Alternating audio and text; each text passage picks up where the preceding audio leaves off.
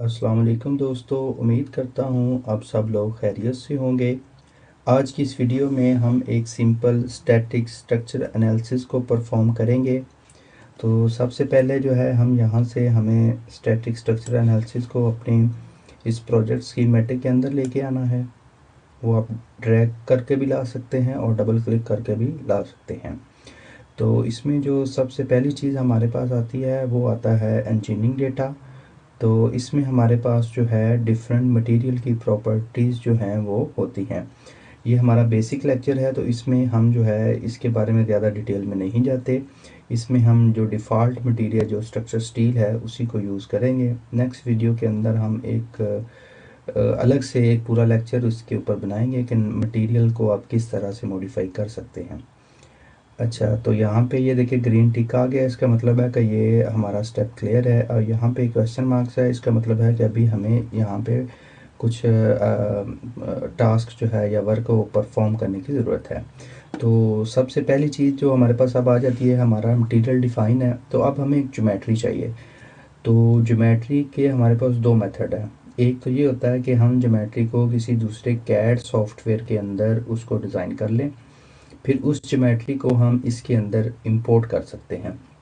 और दूसरा तरीकाकार जो होता है हमारे पास वो ये होता है कि हम इसके अंदर ही अपनी ज्योमेट्री को डिफ़ाइन कर लें। तो इसमें हमारे पास जो है ऑप्शन, अगर आप इसके ऊपर राइट क्लिक करें तो यहाँ पे देखें ये हमारे पास एक न्यू डिस्कवरी ज्योमेट्री है, और एक हमारे पास न्यू स्पेस क्लेम ज्योमेट्री है, और ये एक न्यू डिज़ाइन मॉडलर है। तो ये तीन इसके अपने डिज़ाइन मॉडलर हैं जिसके अंदर हम ज्योमेट्री को डिज़ाइन कर सकते हैं। और जो नेक्स्ट ऑप्शन हमारे पास आता है वो होता है इंपोर्ट का। तो अगर आपके पास ज्योमेट्री किसी और कैड सॉफ्टवेयर के अंदर आपने बनाई हुई है तो सिंपल आपने उसकी स्टेप फाइल जो है उसको सेव कर लेना है, और आपने आ जाना है इस ऑप्शन के ऊपर इंपोर्ट ज्योमेट्री के ऊपर। इसके ऊपर अब अभी हम नहीं जाते, क्योंकि इसके ऊपर हम अलग से एक कोई लेक्चर की सीरीज़ बनाएंगे जिसमें इसके अंदर किस तरीके से ज्योमेट्री को डिज़ाइन करते हैं, मॉडिफाई करते हैं, वो सारे हम बाद में देखेंगे। तो सिंपल इंपोर्ट पे जाएं। इंपोर्ट पे जाने पर यहाँ पे आ जाएं, और उसके बाद आपने देखना है उस फोल्डर के ऊपर आपने जाना है जहाँ पे आपकी स्टेप फाइल जो है वो पड़ी हुई है। ये मेरी स्टेप फाइल है, सिंपल आपने इसको सेलेक्ट करना है, ओके कर देना है। अब ये देखें कि ये वाला भी जो है ये ग्रीन हो गया है, इसका मतलब है कि हमारी ज्योमेट्री भी जो है वो डिफ़ाइन हो गई। अब नेक्स्ट स्टेप है मॉडल का, तो इसके ऊपर आपने राइट क्लिक करना है और उसके बाद आपने एडिट पे चले जाना है। तो अभी जो हमारा मैकेनिकल सिस्टम है वो ओपन हो रहा है। अच्छा जी, तो ये हमारा मैकेनिकल सिस्टम जो है ये ओपन हो गया है। तो इसको जो है अब हमने करना क्या है, यहाँ पे सबसे पहले तो हमने मटेरियल असाइन करना होता है। तो बाय डिफ़ॉल्ट जो हमारा मटेरियल स्ट्रक्चर स्टील है वो इसको ऑलरेडी असाइन हो गया हुआ है। ये देखिए यहाँ पे ये आपने चेक करना है, तो ये स्ट्रक्चर स्टील जो है इसको असाइन है, और यहाँ पे भी देखें तो ये ग्रीन टिक है, इसका मतलब है ये वाली स्टेज ओके है। अच्छा, उसके बाद जो हमारे पास नेक्स्ट स्टेप आता है वो हमने इसकी मैशिंग करनी आती है। ठीक हो गया, तो मैशिंग हम पहले बाय डिफ़ॉल्ट देखते हैं। राइट क्लिक करें और यहाँ से आप सिंपल जनरेट मैश पे क्लिक कर दें। अब देखें ये इसकी मैशिंग जो है वो हो गई है। अभी हम इसकी डिटेल में नहीं जाते, इसके ऊपर भी हम एक अलग से लेक्चर बनाएंगे कि फाइन मैशिंग क्या होती है, हम क्यों करते हैं, और एक जो है हम एक जिसमें हम मैश कन्वर्जेंस देखेंगे। ठीक हो गया, तो सिंपल अभी हम इसकी बेसिक कर रहे हैं कि एक स्टैटिक स्ट्रक्चर एनालिसिस करने के लिए हमें क्या क्या करना पड़ता है। ये मैशिंग हो गई। अब आगे हमने क्या करना है, एक हमने इसको बाउंड्री कंडीशन अप्लाई करनी होती है और दूसरा लोडिंग कंडीशन अप्लाई करनी होती है सिंपल स्टैटिक स्ट्रक्चर एनालिसिस के लिए। तो हम क्या करते हैं हम कि इसकी एक फ़ेज़ को हम फिक्स कर देते हैं और दूसरी फेज़ से हम इसके ऊपर एक फोर्स अप्लाई कर देते हैं। तो उसके लिए आपने क्या करना है, आपने ये स्टैटिक स्ट्रक्चर पे आना है, यहाँ पे राइट क्लिक करना है, इंसर्ट पे जाना है, तो यहाँ से आपने फिक्स सपोर्ट ढूंढनी है। तो उसके बाद जो है आपने इसकी ये वाली फेस सेलेक्ट करनी है। ठीक हो गया, अगर आपको इस तरह का साइन शो हो रहा है तो आपने क्या करना है, सिंपल यहाँ पे आके ये सिंगल सेलेक्ट मोड में आ जाना है।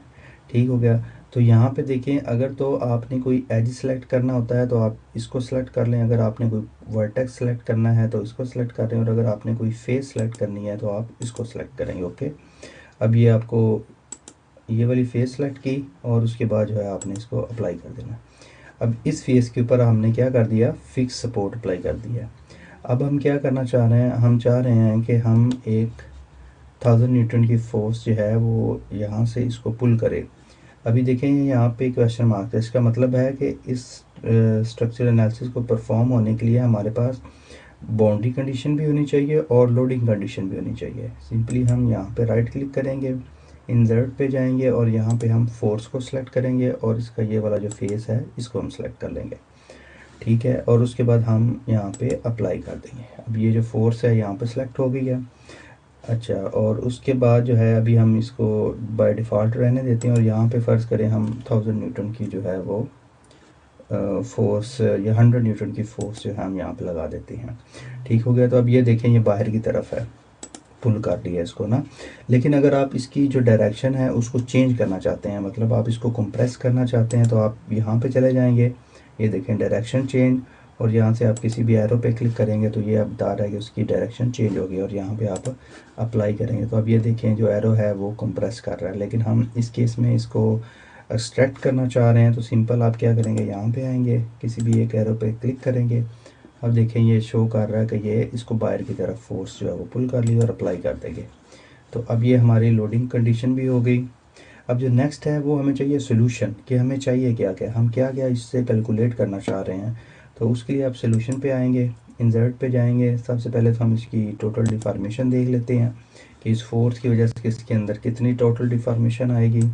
दूसरा जो है हमारे पास मेन चीज़ वो स्ट्रेन होता है, उसको हम यहाँ से सिलेक्ट कर लेते हैं। और तीसरा जो है हम यहाँ से इसको स्ट्रेस जो है उसको कैलकुलेट कर लेते हैं। और एक हम इसमें फैक्टर ऑफ सेफ्टी को करना है, तो उसके लिए हमें स्ट्रेस टूल में जाएंगे और ये वाला सिलेक्ट कर लेंगे और इसके अंदर जो है हमारे पास ये फैक्टर ऑफ सेफ्टी आ गया।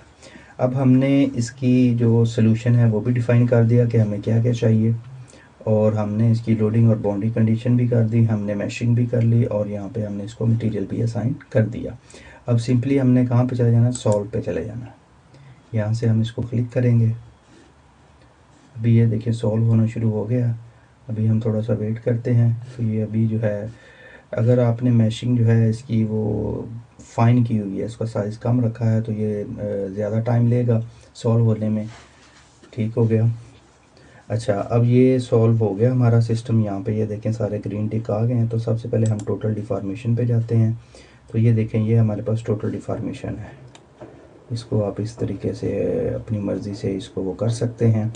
ठीक हो गया। अगर आप इसको जिस डायरेक्शन में रखना चाहें जहाँ से आप इसके अच्छे रिज़ल्ट्स ले सकें, जिस व्यू में आपकी इन्फॉर्मेशन ज़्यादा बेटर नज़र आए, आप इसको उस तरीके से इसमें रख सकते हैं। ठीक हो गया। ये टोटल डिफॉर्मेशन है, ये इसकी इक्विवेलेंट स्ट्रेन है कि इसके अंदर कितनी स्ट्रेन प्रोड्यूस हो रही है।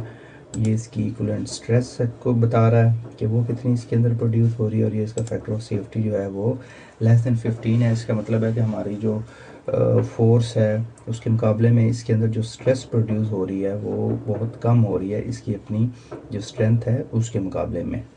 तो अगर अब आप चाहते हैं कि इसकी फ़ोर्स को थोड़ा सा इंक्रीज़ करें तो एडिट का भी सिंपल ऑप्शन है कि आप फोर्स पे जाएंगे और यहाँ पे लेट्स सपोज कि हम इसको कर देते हैं जी 1000 कर देते हैं और ओके। अब ये देखें हमारा सिस्टम जैसे ही हमने इसके अंदर कोई चेंज किया है तो अब ये देखें अब ये सारा अपडेट मांग रहा है। अब दोबारा सिंपल हम स्टैटिक स्ट्रक्चर पे या जो है हम सोल्यूशन पे क्लिक करके हम इसको एवेलुएट ऑल द रिज़ल्ट्स कर सकते हैं, या सिंपल हम दोबारा इसको सॉल्व पे क्लिक कर देंगे।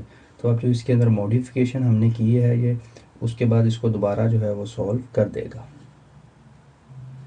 ठीक हो गया। ये जैसे ही ये कंप्लीट होगा यहाँ पे आपको ग्रीन टिक नज़र आने शुरू हो जाएंगे। अब टोटल डिफॉर्मेशन पे चले जाएं। तो अगर हम 1000 न्यूटन की फोर्स लगा रहे हैं तो इसके अंदर जो टोटल डिफॉर्मेशन आ रही है वो <1 मिलीमीटर आ रही है। ये इसके अंदर स्ट्रेन की वैल्यू है, ये इसके अंदर स्ट्रेस की वैल्यू है और ये इसका जो फैक्टर ऑफ सेफ्टी है ये हमारे पास आ गया। तो ये फैक्टर ऑफ सेफ्टी जो है हमारे पास मिनिमम जो फैक्टर ऑफ सेफ्टी है वो 9 पॉइंट समथिंग है। ठीक हो गया। अभी भी हम इसके ऊपर मज़ीद फोर्स अप्लाई कर सकते हैं ताकि इसका जो फैक्टर ऑफ सेफ्टी है वो सेफ लिमिट के अंदर आ जाए। अगर फैक्टर ऑफ सेफ्टी कम है तो इसका मतलब है कि आपका जो स्ट्रक्चर है वो आप कह रहे हैं कि वो स्टैटिक नहीं है, उसके अंदर इनफ स्ट्रेंथ नहीं है। तो ये जो फैक्टर ऑफ सेफ्टी है ये 1.5 टू 2.5, ये डिपेंड करता है किस किस्म की आपका वर्किंग कंडीशन क्या है। तो आइडियल जो होता है वो 1.5 से 2.5 के बीच में होना चाहिए। अगर ये फैक्टर ऑफ सेफ्टी ज़्यादा है तो इसका मतलब है कि आपने एक्स्ट्रा मटेरियल लगाया हुआ है, आप मज़ीद मटेरियल जो है वो रिमूव कर सकते हैं। ठीक हो गया। उसके लिए हम टोपोलॉजी ऑप्टिमाइजेशन करते हैं, उसको भी हम बाद में देखेंगे। तो ये सिंपल है आपके पास कि आपने किस तरह से इसका स्टैटिक स्ट्रक्चर एनालिसिस करना है। अच्छा, अब नेक्स्ट चीज़ ये आ जाएगी कि आपने ये वाले जो रिज़ल्ट्स हैं इसको अपनी किसी रिपोर्ट के अंदर या पेपर के अंदर डालना है। तो उसके लिए आपको रिज़ल्ट्स जो हैं वो हाई क्वालिटी के आपके पास होने चाहिए। ठीक हो गया। एक तरीकाकार है कि आप सिंपल यहाँ से स्क्रीनशॉट ले लें। स्क्रीनशॉट लेने से इसके जो रिज़ल्ट्स होते हैं वो ज़्यादा अच्छे नहीं आते। तो अगर आपको ज़्यादा अच्छे रिज़ल्ट्स चाहिए, ठीक हो गया, और ये हाई क्वालिटी आपको ये वाले रिज़ल्ट्स चाहिए, तो उसके लिए आपने क्या करना है, सिंपल आपने यहाँ पे आना है, एक इमेज का ऑप्शन है, यहाँ से आपने आ जाना इमेज टू फाइल के ऊपर, और इसको आपने यहाँ से अनचेक कर देना है। और यहाँ से इसकी जो रेजोल्यूशन है इसको आपने हाई कर देना है। यहाँ से आपने ग्राफिक्स अपीयरेंस जो है उसको वाइट कर देना है, या ग्राफिक्स अपीयरेंस सेटिंग जो आपकी बाय डिफ़ॉल्ट होगी। बाय डिफ़ॉल्ट इसमें ये बैकग्राउंड जो होता है वो ब्लू कलर का होता है, लेकिन मैंने पिछली वीडियो में बताया था कि ये बैकग्राउंड का कलर किस तरीके से वाइट करते हैं। अगर आपका ब्लू ही है और आप ये चाहते हैं कि ये जो आपके रिजल्ट्स एक्सपोर्ट हों उसका वाइट हो जाए, तो सिंपल आप यहाँ से वाइट सेलेक्ट कर सकते हैं। ये फ़ॉन्ट मैग्नीफिकेशन फैक्टर होता है, इसको लेट्स सपोज आप 4 to 5 कर दें, और उसके बाद जो है बाकी सारा ऐसे रहने दें और सिंपल ओके कर दें। अभी आपसे पूछ रहा है कि ये इसको आपने सेव किस में करना है, तो आप इसको जेपीजी बी एमपी में सेव कर सकते हैं और पीएनजी में सेव कर सकते हैं, और यहाँ से आप इसको बता सकते हैं, पाथ दे सकते हैं कहाँ पे आपने इसको सेव करना है। तो मैं इसको डेस्कटॉप के ऊपर ही रहने देता हूँ, ये मेरी डिफॉर्मेशन है, और इसको मैं यहाँ से सेव कर देता हूँ। इसी तरीके से मैं स्ट्रेस का जो है उसको सेव करना चाह रहा हूँ। इमेज पे जाएंगे, इमेज टू फाइल जाएंगे, और यहाँ पे इसको 4 कर देंगे, और यहाँ से इसको ओके करेंगे। अब यहाँ से आप इसका नाम चेंज कर देंगे, तो ये मेरी जो है वो स्ट्रेस है, और यहाँ से आप इसको सेव कर देंगे। अभी जो है हम डेस्कटॉप पे चले जाते हैं। तो डेस्कटॉप पे हमारे पास जो है ये हमारे रिजल्ट्स आ गए हैं। तो इसको आप जैसे ही ओपन करेंगे तो ये देखिए हमारे पास ये जो है हाई क्वालिटी रिज़ल्ट्स हैं। तो इसको आप अपनी रिपोर्ट में डालें और पेपर में डालें तो ये ज़्यादा अच्छे नज़र आएंगे। तो इस तरीके से जो है आप एक सिंपल स्टैटिक स्ट्रक्चर एनालिसिस कर सकते हैं। उसके डिफरेंट स्टेप्स मैंने बताए हैं। मज़ीद डिटेल में हम आने वाली वीडियो में अंदर जाएंगे। जज़ाकल्लाह।